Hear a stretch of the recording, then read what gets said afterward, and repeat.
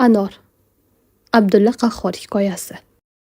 Turobjon eshikdan hovliqib kirar ekan, qalami yaktagining yengi zulfinga ilinib tirsakkacha yirtildi.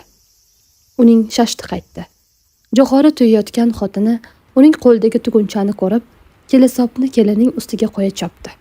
Keli lapanglab ag'anadi. Chala tuyulgan jo'xori yerga to'kildi. Turobjon tugunchani orqasiga bekitib tegishdi. "Akajon" degin. "Akajon, jon aka. Nima berasan?" "Umrimning yarmini beraman." Turobjon tugunchani berdi. Xotini shu yerning o'zida eshik oldida o'tirib tugunchani ochdi-da, birdan bo'shashib ketdi va sekin boshini ko'tarib eriga qaradi.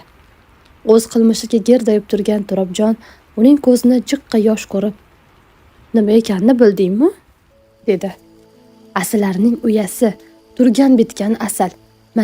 Mana siqsang asal oqadi. Bunisi oq mum, harom emas. Shimsa ham bo'ladi, chaynasa ham bo'ladi."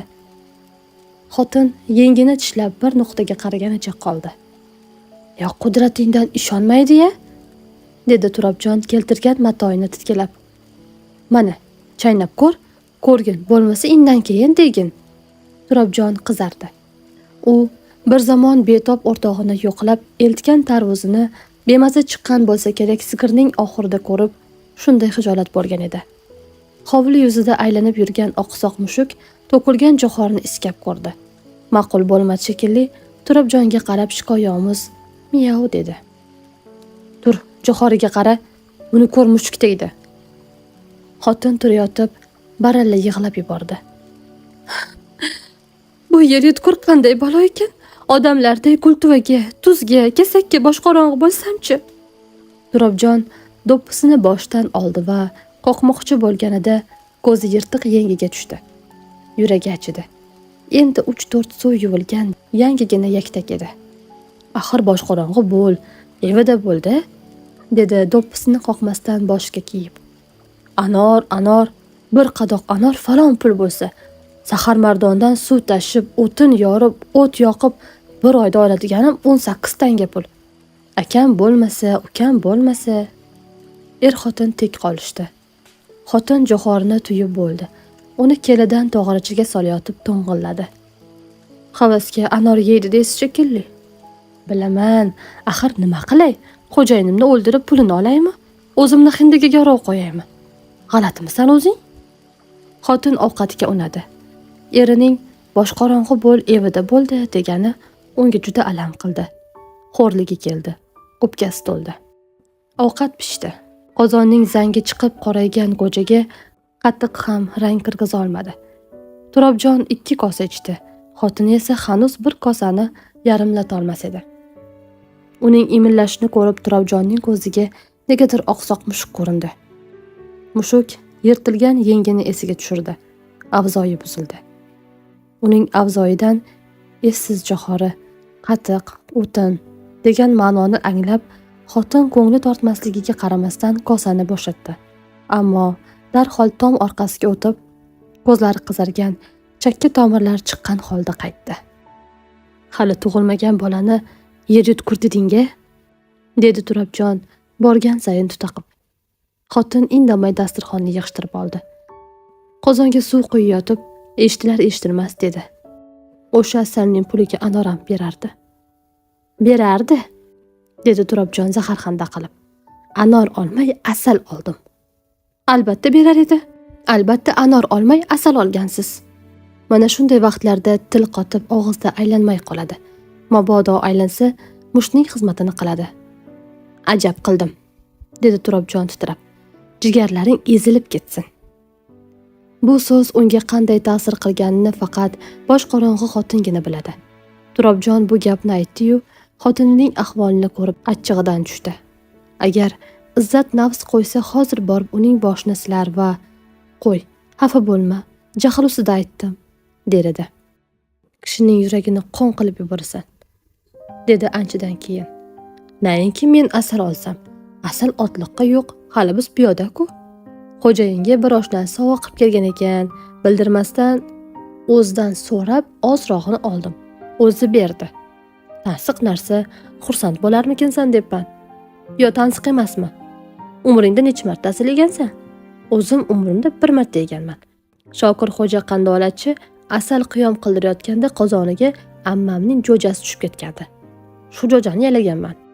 Turobjonning bu so'zlari xotinining qulog'iga notayin bir g'uldirash bo'lib kirar edi.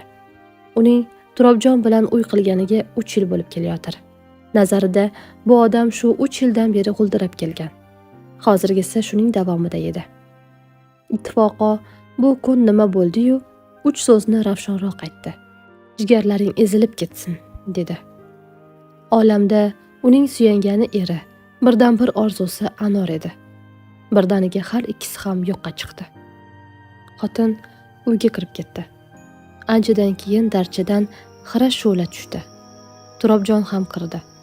Xotin darcha yonida bir tizzasiga boshini qo'ygan, qoramtir, kulrang osmonga qarab o'tirar edi. Turobjon tikka turib qoldi.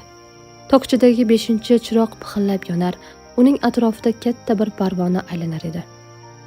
Turobjon ham darcha yoniga o'tirdi. Shiftning qayeridir qirs etdi. Qayerdadir kaltakesak chirqilladi. Turobjonning qulog'i shing'illadi.